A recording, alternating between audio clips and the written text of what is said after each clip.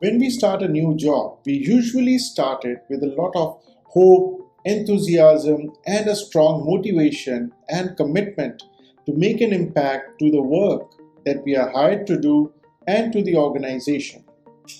However, as time passes, some of us may lose interest in our job, and the reasons could be many. But this state of mind is neither good for you nor your company. So, what should anyone do when they have lost interest in their job? The first step towards solving any problem is to diagnose it. So, what could be some of the common reasons for losing interest at work or in your job? Let's look at them one by one. The first is a lack of appreciation. It could be from bosses or from colleagues. When you're doing well and playing a great part, and especially if you're going above and beyond, it's very natural to expect appreciation. And if you don't get it, you might wonder, what's the point? The second is something may have changed with you. As people, we are constantly changing due to the nature of our experiences in our life, our evolving goals, ambitions, priorities, etc.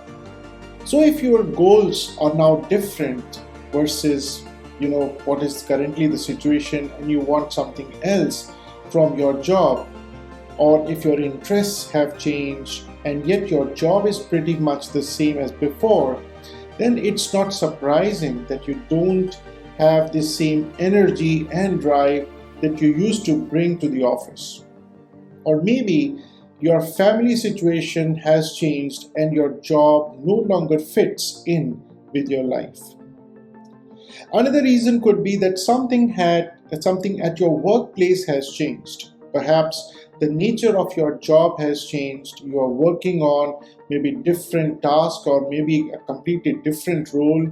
You may be having new colleagues that you now don't connect well with as compared to a previous time. Or maybe the new job description is something that you don't enjoy, or maybe you are not good at it. Perhaps the promises of a promotion or growth prospects don't seem happening in the near future.